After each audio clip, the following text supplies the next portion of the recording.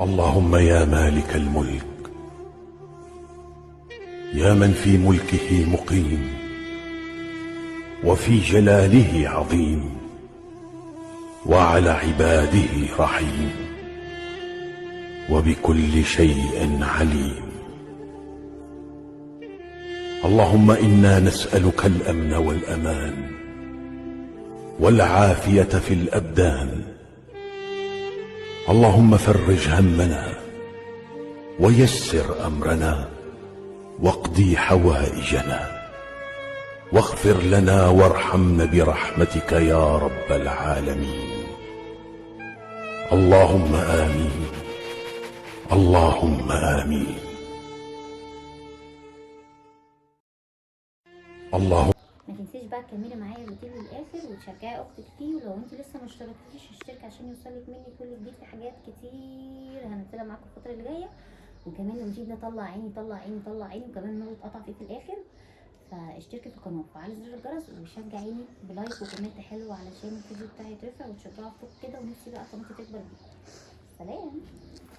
اهم حاجه عندي في كل روتين ان احنا نصلي على الحبيب، اللهم صل وسلم وبارك على سيدنا محمد. صلوا على النبي يا اخواتي في الكومنتات، ونسيت زي ما قلت لك تشتركي في القناه بقى لو ما اشتركتيش.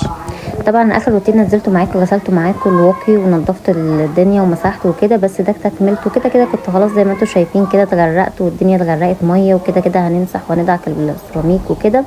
فقلت مسيح بمسيح ودعيك بدعيك، مع ان الفيديو دون 6 دقايق ونص يعني مش كتير، بس حبيت ان انا اعمله لكم على 2، لان لما بنزل روتين طويل ما بيبقاش ايه، ما بيتشافش كله يعني، ومجهودي بيروح على الارض وكده. غسلت الواقي بس كنت هغسله بعد كده، قلت لا بالمره بقى نغسل السجادتين الكبار دول ونشيلهم. كده كده الجو حر وبنفرش حاجات خفيفه واقي وكده، يعني حاجات خفيفه كده بنمشي بيها اليوم وكده. قلت اغسل دول بالمره وايه واشيلهم يعني. جبت كده الخرطوم نقعتهم ونقعه حلوه، وبعد كده رحت ماسكاهم بقى بالفرشه دي. الفرشه دي حلوه جدا، بتنضف لو في وبره ولا حاجه. ساعات السجاد الكبير التقيل ده بيبقى موبر، او في اللي هو الوبر الصغير ده بيلم الدنيا وبينضف وبيخلي الدنيا زي الفل زي ما انتم شايفين. ابتديت بقى ان انا ادعك زي ما انتم شايفين كده السجاده. طبعا هي الميه شغاله، الخرطوم بصراحه بيساعد وبينجز معايا جدا عن ما انا افضل رايحه جايه اجيب ميه وكده. وابتديت ان انا ادعك كده، وطبعا عندنا البانيو بروح شداهم وحطاهم في البانيو على طول، واروح ايه شطفاهم.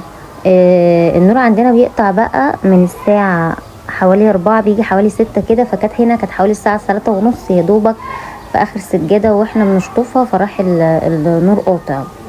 فاستنيت بقى شويه وهبتدي ان انا اغير. طبعا هدومي كانت مبلوله خالص زي ما انتم شايفين، وابتديت ان انا يعني غسلتها وقعدت شويه الاوكسي نقعته فيها شويه، وبعد كده قمت دعكتها تاني لحد ما خليتهم زي الفل.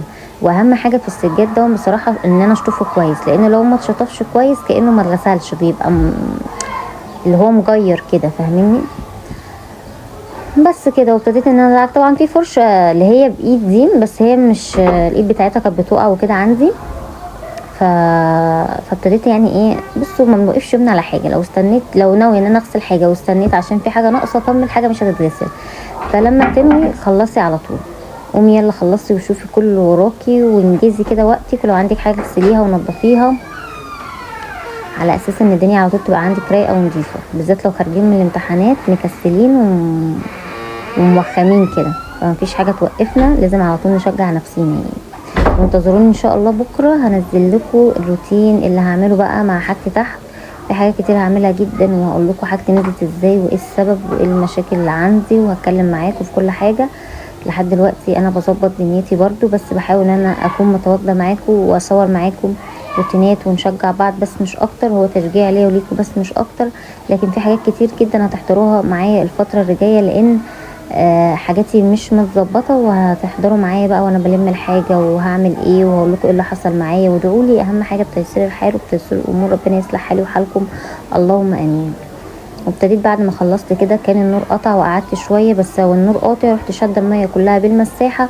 وعقبال ما النور جه حسيت ان السيراميك مش بيلمع كده، لان كان فيه اوكسي كتير في الارض. فرحت جايبه الجردل ده وميه سخنه، ورحت ايه دلقاه في الارض، وابتديت ان انا ادعك كده من تحت الانتريه، بس قبل ما افتح معاكم بعد كده ايه، بس عشان ما اوطيش كده في الفيديو. وبعد كده ابتديت ان انا ادعك السيراميك كده وبدخل الميه على الحمام.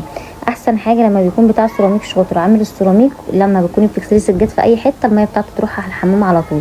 لكن في بتاع السيراميك ما بيبقاش شاطر يكون عامل السيراميك، تلاقي الميه تركن يعني عملت تفضل تتركن تحت الانتريه، تحت التلاجة، تحت اي حاجه كده، وده طبعا بيعمل ايه رطوبه على السقف وكده يعني.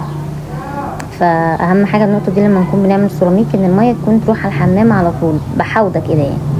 وتروح طالعه على الصاله برده طبعا النور كان قاطع واللي داخل واللي طالع عمال يعجن ويبهدل الدنيا على الارض.